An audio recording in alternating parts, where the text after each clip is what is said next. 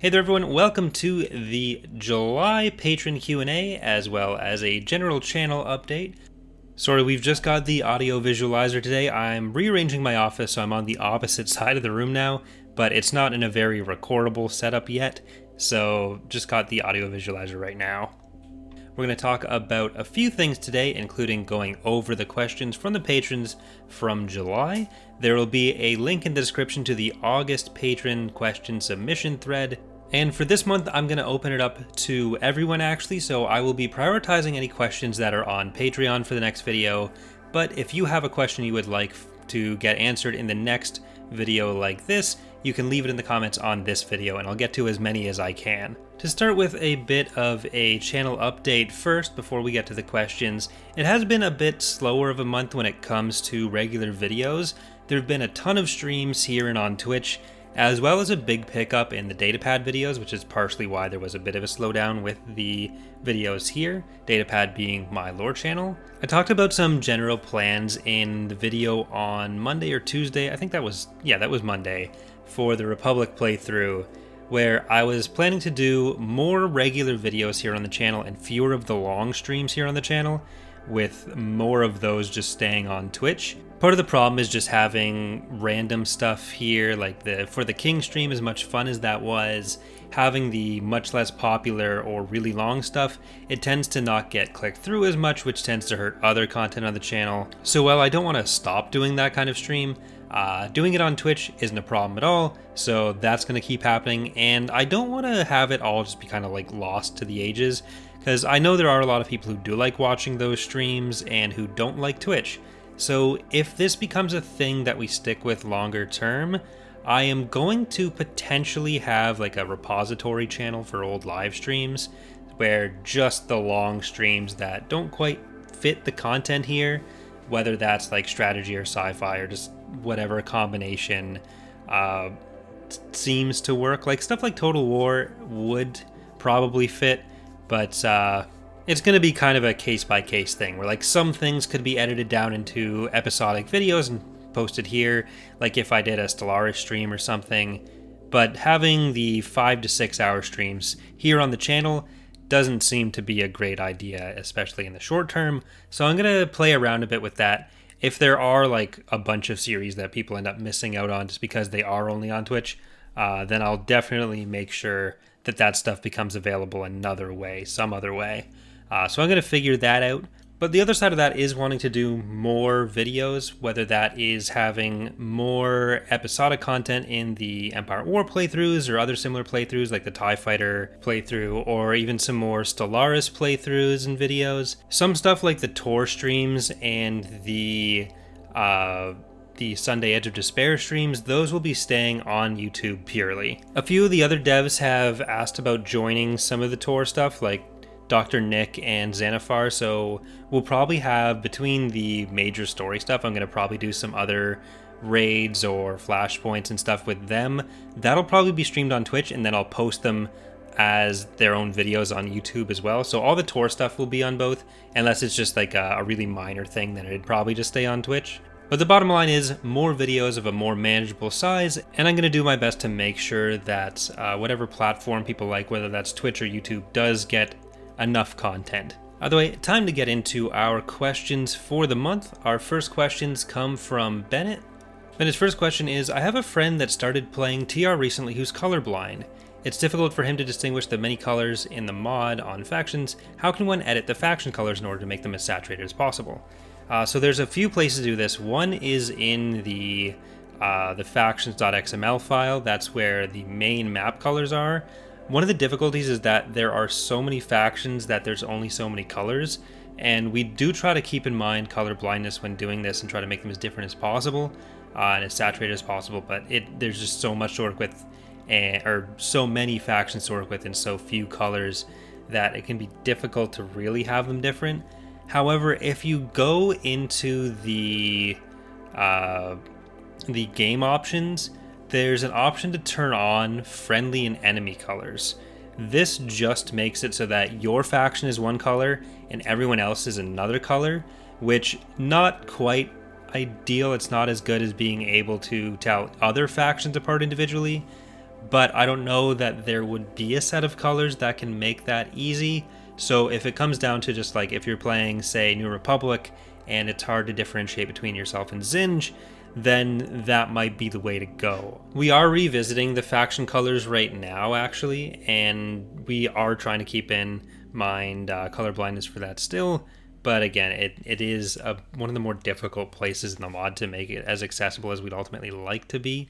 But yeah, hopefully that option helps. It should be in options, then game options, and it should say something about faction colors. So if you look in there, you should be able to find it. So hopefully that helps. And then Bennett's second question is, I have another friend who really loves dinosaurs and is excited for the Ssi-Ruuvi to make it to the mod. Is it possible for them to become playable in a limited capacity for 3.2? Perhaps is it buildable when you get max reputation on Ssi-Ruuvi worlds, or only in smaller historical GCs? It's not especially likely that the Ssi-Ruuvi will become playable. We're going to be making the Hapens playable, and then there's a lot of content in other areas, so getting the Ssi-Ruuvi to be playable is unlikely. They'll probably be in the same position that Hapes has been in for a few versions so far, where they have like 3 or 4 space units and 1 ground unit, and then in the future we'll flesh them out. Basically, we'd need a couple more space units and like 2 ground vehicles for them before we'd consider making them playable. We're trying to get as much done with them, same as with everyone else, over the course of the release cycle, but it may be the case where we're not able to get them to a reasonable quality standard by the time by the time 3.2 is ready, in which case they may not be in at all, and then we just have kind of a jump start on their content for the next version. But like the models that we have for their space units are all quite old and don't really look that good compared to the rest of the mod. It's not the worst thing in the world if we have to use that, but if we're trying to like shoehorn this stuff in, then we'll probably just delay it. So they could kind of go any direction on this. We probably won't be pushing to make them playable for this release though, because we're trying to nail down the Hapens for this one, and the more work we put in elsewhere, less work goes into the Hapens or other factions that need it a bit more right now. So that's kind of where we stand with that. But thank you for the questions, Bennett. The next question comes from Russell, who asks, is there any plan to replace the CIS barracks with a droid works? So we are planning to replace the Republic and CIS structures. We first want to figure out exactly how we want the infrastructure set up for all the factions between the mods, and then any like factional variants on what the quote-unquote standard structure is. But beyond that, we will be doing art for those new structures, or doing CIS and Republic specific art for the structures in future versions as well. Currently, we don't really want to swap the CIS barracks for the droid works entirely, because there's some wiggle room on what exactly droid works would mean that might be a bit misleading. So for the moment, we've generally thought it's better to stick with the solid set of rebel structures until we redo their entire faction's worth of assets. The structures like that haven't been a huge priority because they don't typically directly impact gameplay, and generally that kind of like purely visual thing is less of a priority, especially with structures which can be a little bit more complicated to do because of some of the other extra elements to them. But that will become a priority hopefully soon with Fall of the Republic in particular. And I don't know that we'll use the base game droid works for that, but we'll have a consistent set of CIS stuff at some point. So thank you for the question, Russell. Next up we have Owen, who asks, you mentioned that the number of fighters was going to be reduced in point 2. How is that going to work? Will it involve putting more squadrons in reserve, or are you reducing the total complement for non-carrier ships? So this has come up in the playthroughs a bit. You can kind of see what direction that went in, but it is in the direction of reducing the upfront squadrons, not changing the overall carrying capacity, which is based on the actual cannon capacity for those ships. It's more of a change in how they're distributed. So there'll be the same number of fighters coming out of the same ships over the course of a battle. It's just at any given time there'll be slightly less on average, especially with the change in how the fighters, bombers, and interceptors are skewed, where carriers now have about half their complement is dedicated bombers, and the combat power calculations for bombers are up a bit, which changes the pop cap for them a bit, which means that overall you will be seeing slightly fewer fighters in battles, but they'll have a bit more of an impact. So It's a bit easier to make decisions around them as a player. Not easier necessarily, but it's a bit more clear what decisions you're making around them. So what they're good at, what they're bad at, and what role they're going to be playing in battle. So there's more decision points on that. But one of the other goals with it was to make sure that we could limit the CPU load from fighters as much as possible, because they are kind of the primary cause of lag right now in Fall of the Republic in particular.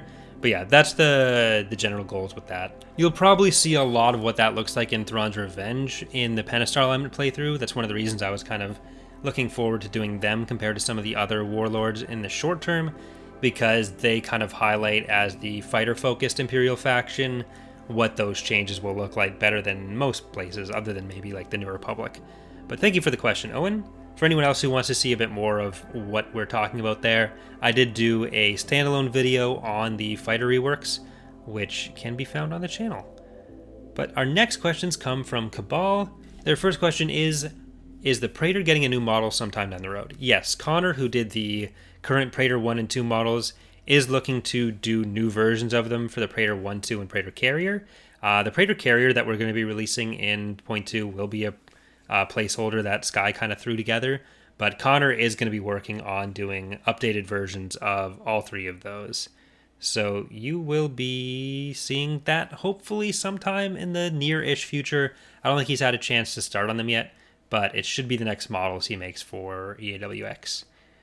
So Cabal's next question is, as an Empire player, I see no use for E-Webs. Any tips? So you generally want to get them set up before they get to anyone. Like, you don't want to be chasing down other infantry with them. The setup time makes them less efficient than other stuff.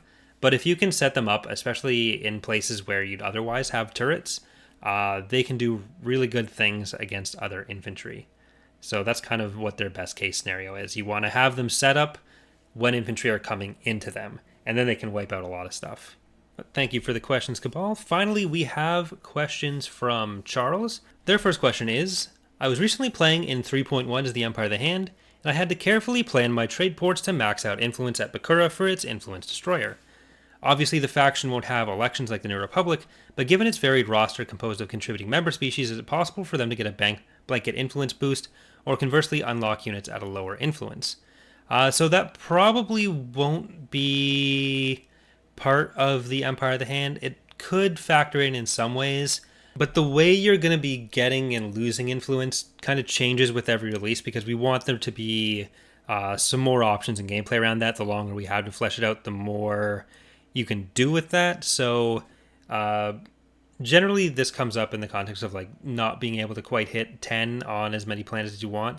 The number is picked per unit already, so like some are 7, 8, 9, 10, and we can't make the value different per different faction. Having higher influence wouldn't just mean you're able to unlock those ships, it'll also have big impacts on things like your economy. So it's not really something we'd want to fudge too much per faction, unless it's something like Leia's Chief of State bonus, where you're kind of trading other things for that. So it probably won't be a thing for the Empire of the Hand or other factions just have a base influence boost. The second question there is, when the Bakura units first came out, you mentioned their unique hyperspace tech would be shown in-game by emergency retreats regardless of interdiction. But since their in-lore use was penetrating interdicted zones, would it be possible or good gameplay for these units to form raid fleets that could pass in enemy territory? There could be a good use case there. The problem there is that it wouldn't necessarily work. To go through enemy fleets, you basically need to have them be stealth units. But the problem with having them be stealth units is that they can't then initiate battles on their own. So there could be a cool use case of like allowing them to be stealth fleets, and then you could move them throughout the galaxy. But that wouldn't be quite how the in-universe use case was for them. So it wouldn't really represent the tech that well. And it would mean like you can't use them to make the kind of strikes that would be properly representing. Because like once they're stealth units, you can't make them not be stealth units, essentially. So you can't kind of give them the bribe mechanic on their own that you get from corruption. It'd just be like a commando raid. But the thing with commandos is that whenever you drop any unit onto the surface of a planet, it starts a battle. But if there's a stealth fleet sitting in orbit, you can't make those start a battle directly. It'd have to be some like other janked up button somewhere else, which would not be the most readable for people. So I think we're probably going to stick with the emergency retreat. Maybe we'll be able to come up with something else in battles that's a bit more thematic for them or represent some of their other capabilities. But it's kind of a difficult thing. But thank you for the questions, Charles. That's going to do it for today's video. Like I said, if you would like to get your questions in for next month, if you want to guarantee they're going to be answered, then you can become a patron. There will be a link in the description. Or if you just want to leave them in the comments, I will get to as many as possible. And that'll be sometime this month. So thank you for watching, everyone. Hope you have a good week. It's a pretty light week for streams because I'm trying to get ahead on some videos like I mentioned in the stream schedule. But either way, hope you're enjoying the content this week and hope to see you next time. Bye, everyone.